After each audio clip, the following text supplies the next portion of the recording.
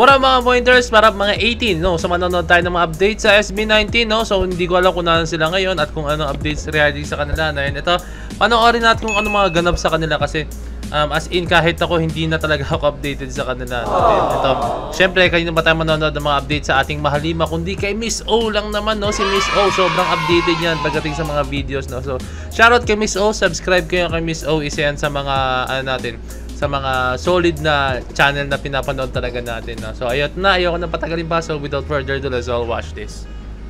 Hey! Grabe ang angas ng... Sigawan agad pagkadating ni Josh Cullen Matik yan, para Josh yan, sa solo wish ba sa USA niya. Grabe ang ganda ng ano siya. Ano to? Porsche? Chevy?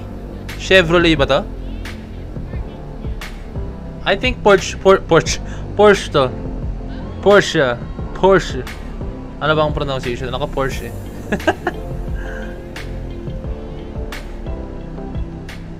Pangas, oh. Siya pa yata nag-drive, yun yung matindi. Ah, Dodge. Yan, Dodge.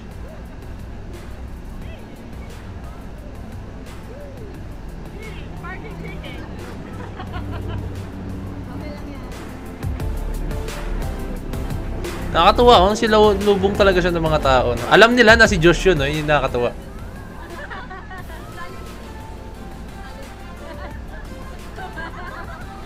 Todong ngiti lang talaga si Josh, nakakatuwa. Hindi maalis yung ngiti sa mukha niya. Eto, sunod natin. Nabigay ng pera sa fans.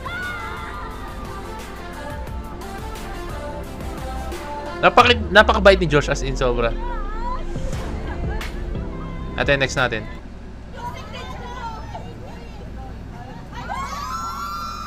Legit talaga, namigay talaga Josh siya. namigay ng pera sa fans, i-feature pa sila sa music video niya.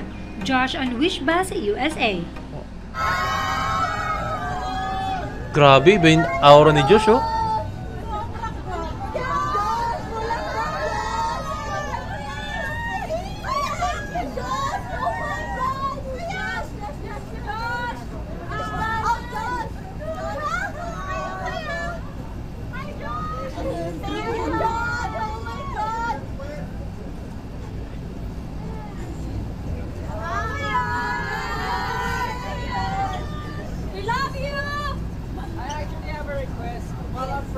Grabe, nakakatuwa. Hindi talaga maalis sa mukha ni Josh yung ngiti, oh. As in. Dito makikita na sobrang appreciated niya yung mga fans.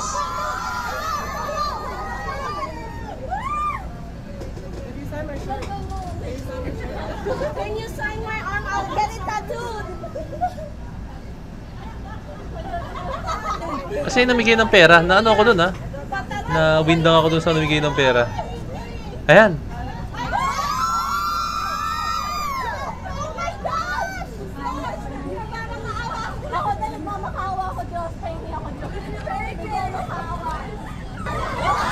Gagi, legit na bigay nga talaga siya.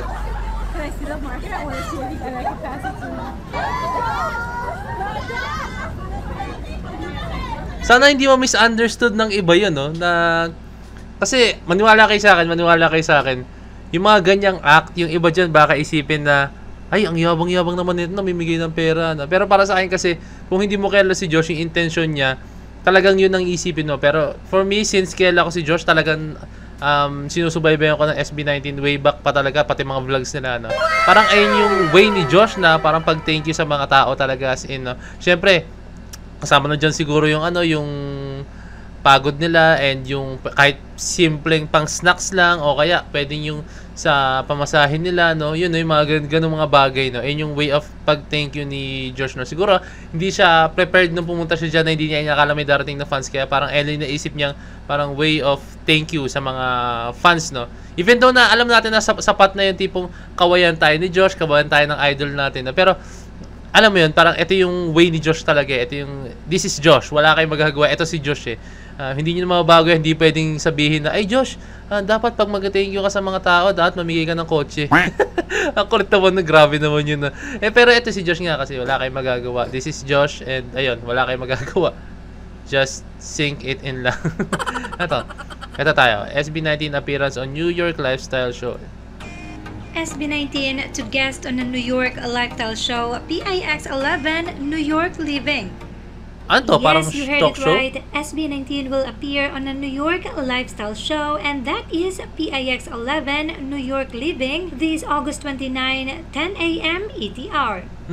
New York Living is a lifestyle show on PIX11 that celebrates the food, fashion, people, and secrets of New York City.